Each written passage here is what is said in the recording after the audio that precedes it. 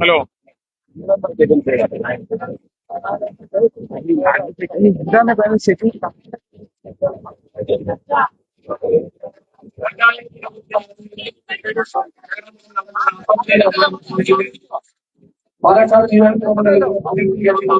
Just വിളിച്ചിട്ട് പറഞ്ഞു.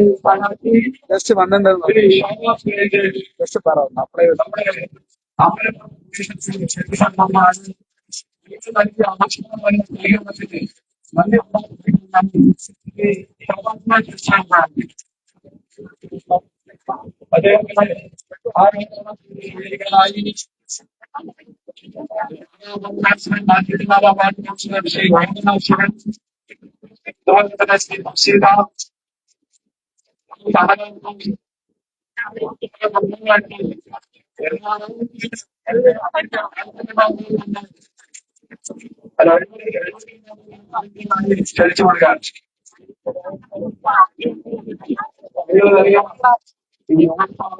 കൊടുക്കാൻ പ്രകാശിപ്പിക്കാൻ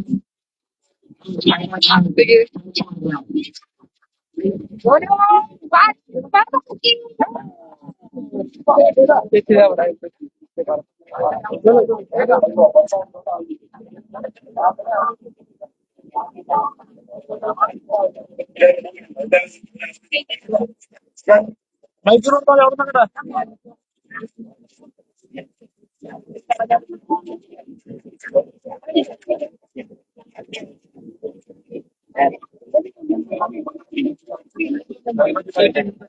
പിന്നെ അങ്ങോട്ട്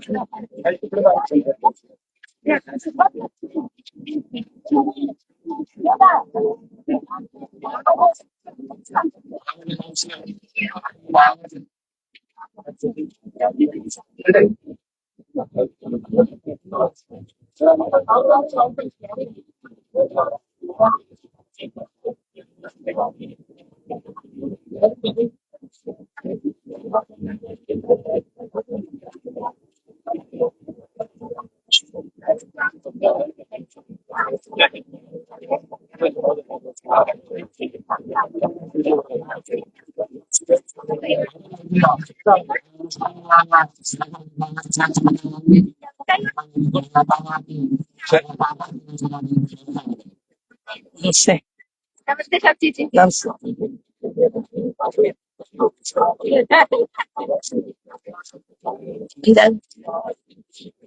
ഇതാരൊക്കെ ഇതിന് പുറത്താണ്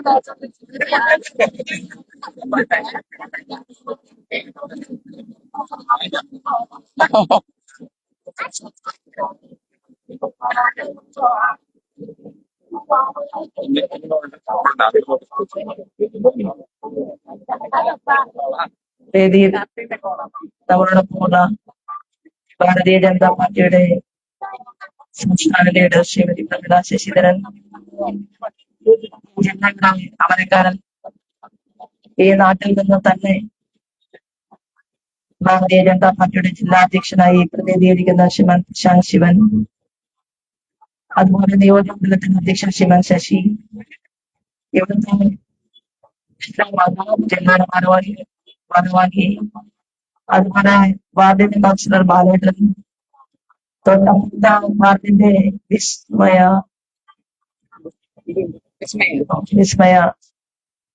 ഇവിടെ നൽകിയിട്ടുള്ള ഭാരതീയ ജനതാ പാർട്ടിയുടെ സംഘപരിവാർ പ്രസ്ഥാനത്തിന്റെയും കരുത്തരായിട്ടുള്ള സഹപ്രവർത്തകരും വിശ്വാസികളെ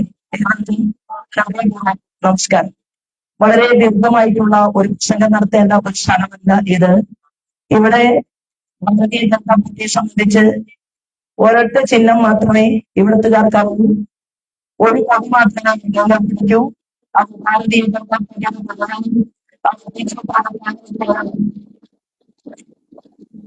ഞാൻ കഴിഞ്ഞ കുറെ ദിവസങ്ങളായിട്ട് പല പ്രദേശങ്ങളിലും വൈകുന്ന സ്വീകരണ യോഗങ്ങൾ വഹിക്കുന്നത് കൊണ്ട് പല കാരണങ്ങളാണ് മുനിസിപ്പാലിറ്റിയിലെ എന്റെ സാന്നിധ്യം എല്ലാ ദിവസവും ആഗ്രഹിക്കുന്ന ആളുകളോട്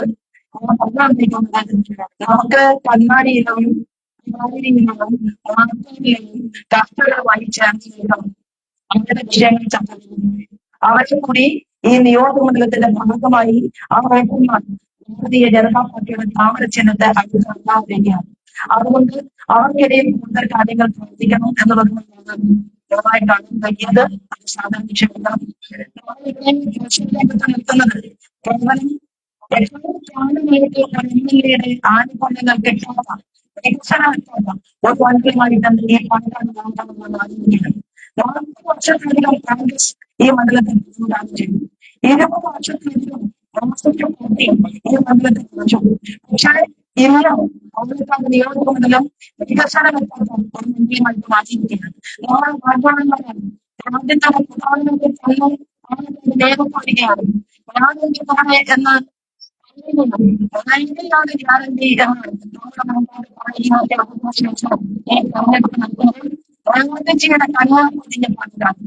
അതുപോലെ തന്നെയാണ് വാരണാസിയിൽ നിന്നാണ് ഞാൻ വരുന്നത്. വാരണാസി കാശി വിശ്വനാഥന്റെ സ്ഥലമാണ്. എന്നാൽ കാശി വിശ്വനാഥനുമായിട്ടുള്ള ബന്ധത്തെക്കുറിച്ച് ശ്രദ്ധിച്ച് കാശി വിശ്വനാഥന് പ്രണാമം അർപ്പിച്ചുകൊണ്ടാണ് പ്രസംഗം തുടങ്ങിയത് എന്നുള്ളത് നിങ്ങൾ എല്ലാവരും കാശിയിൽ പാതി കൈകൂട്ടിയാണ്.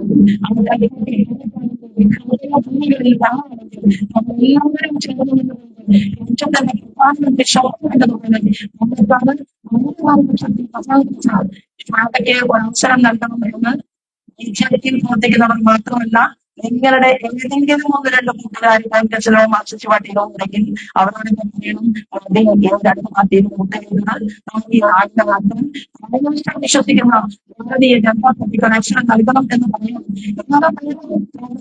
ആർഎസ്എസ് മാനിഫെസ്റ്റോ നമ്മൾ പുറത്തിറക്കിയിട്ടുണ്ട്.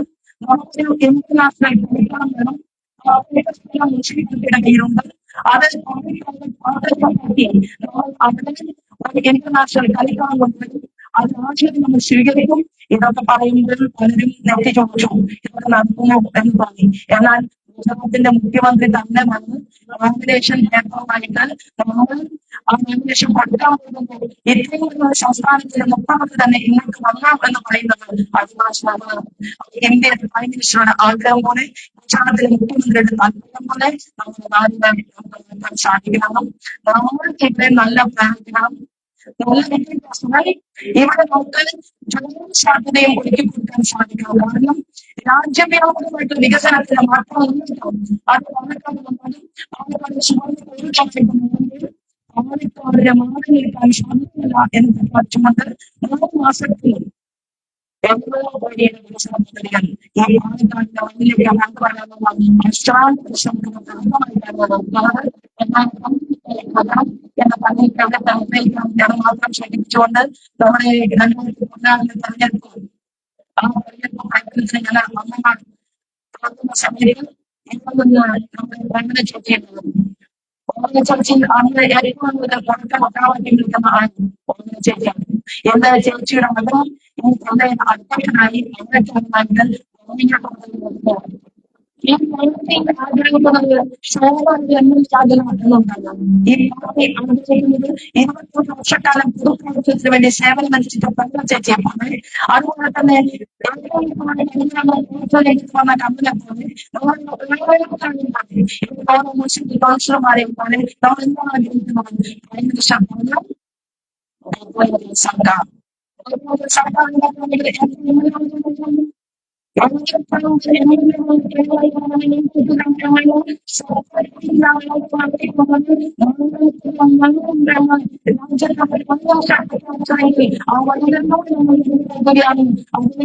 വർഷം ചെയ്യണം എന്ന് മാത്രം പറഞ്ഞുകൊണ്ട് ഞാൻ എന്റെ വാക്കുകൾ